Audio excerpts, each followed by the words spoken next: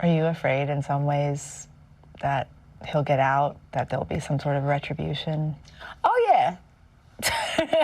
Yeah, even doing this, you know, it's like, maybe I shouldn't say, maybe I should stop talking, shut up, you know, but it's like, you know, well, not talking hasn't changed anything either. Dee Woods was a rising star. Her promising career launched by music mogul Sean Diddy Combs. He's looked at as a hero of our community, and myself included, I looked up to him too, you know?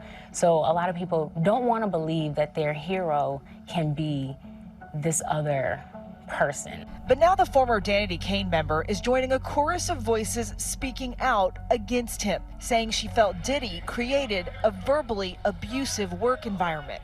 I'm curious why you decided to speak up now. I would say that this moment now is a time where I feel like my experience, my truth will really be heard and actually considered and believed. While the world watched her climb the charts with hits like Showstopper and Damaged, Dee Woods says she was living in fear under the glare of reality TV cameras on Making the Band. It was not a good experience.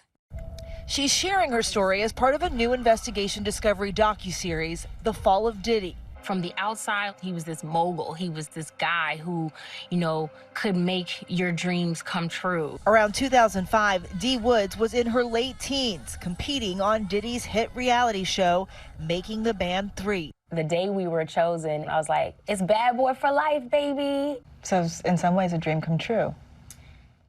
Yeah. I think it was like a validation. This is confirmation that it's gonna happen. But the grueling competition series came with what some saw as unsettling scenes like this one. Juanita, what's your stomach looking like? For real, are you feeling a little thick? I always feel thick next to these skinny chicks. You're like a burger away. He did it in different ways with all of us.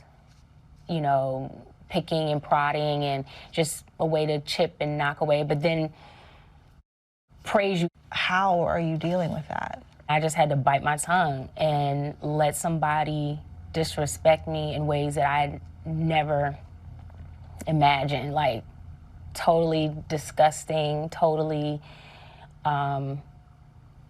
just grotesque, like about the different parts of my body. Sometimes you're so angry that it brings you to tears, and then also not being able to stand up for myself. Because I knew standing up for myself right now is probably going to bring on more severe, you know, treatment. I see myself standing in those dark, scary, predatory spaces and hearing somebody say some of the most degrading things to me. How was it predatory? Somebody constantly treating you like a piece of meat. Only valuing you for your sex appeal. And in some of the environments, you know, it was even scary to be by yourself. Dee Woods is the latest to come forward since Diddy's stunning fall from grace. For decades, the hip-hop tycoon seemed to have the Midas touch, the Bad Boy Records CEO turning artists into household names like Mary J. Blige and Biggie. Diddy then conquering other industries, from his Sean John fashion and fragrance line to Ciroc vodka. Ciroc is for the culture. His empire seemed untouchable. But today, he sits in a Brooklyn jail, awaiting trial for charges of racketeering, conspiracy, sex trafficking, and transportation to engage in prostitution. He's pleaded not guilty.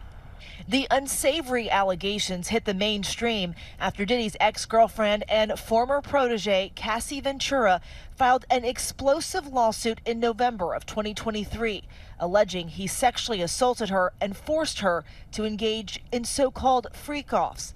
The suit was settled less than 24 hours later, Diddy admitting no wrongdoing.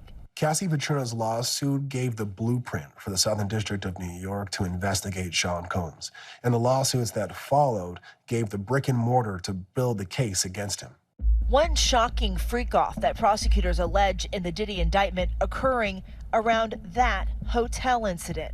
The new video obtained exclusively by CNN. Prosecutors said there was a male prostitute still in their hotel room. That, prosecutors say, shows that Cassie was trying to get out, and prosecutors in court quoted messages from Cassie talking about the bruises, the fat lip that she was left with. After the surveillance video surfaced, he spoke out on his social media. My behavior on that video is inexcusable. I take full responsibility for my actions in that video. While Dee Woods does not claim she was physically or sexually assaulted by Diddy, watching Cassie's saga play out in the public eye has been painful. It's very triggering, and it was very hard to watch because we were, in many ways pitted against each other, Danity Kane and Cassie. When I put on my social media, I didn't want to say a lot, but, I just had to apologize. I'm sorry that you had to go through that by yourself. I wish we were closer. For Dee Woods, her time with Danity Kane came to a screeching halt when Diddy fired her along with fellow bandmate Aubrey O'Day on the season finale of Making the Band 4. Based on a lot of things that I've heard, you're not really a happy camper in this situation. No, I don't think anyone has been happy for a long time in this situation. Okay, so you could go too. Are you sure about that? I'm positive about that. In the docuseries, Dee Woods claims she saw what she says were inappropriate communications from Diddy to Aubrey prior to their firings. Was there anyone you could have talked to about it? Absolutely not. Each other. There was no one to tell? Because what were they going to do? So it's like, how do we survive this? Diddy has denied all allegations against him in the documentary. His attorney telling ABC News the producers failed to provide sufficient time or details for his representatives to address unsubstantiated claims, adding he has full confidence in the facts and the judicial process where the truth will prevail. The accusations against him are pure fiction. Dee Woods has never stopped pursuing her passions, returning to her theater roots and even performing on Broadway in For Colored Girls. She also acted in shows like The Equalizer with Queen Latifah. Can I give you some advice? Men are visual creatures. And released new music last year like Medicine.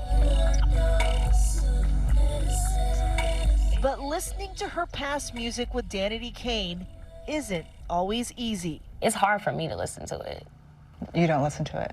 Mm-mm. No. I hear the voice that was constrained and shrunken down. What would you say to Diddy if you had the chance to talk to him? Girl. I honestly do not know, but I don't think you really have to say anything. As long as I'm holding my head up high and my shoulders back. I'll use his own phrase. Can't stop, won't stop.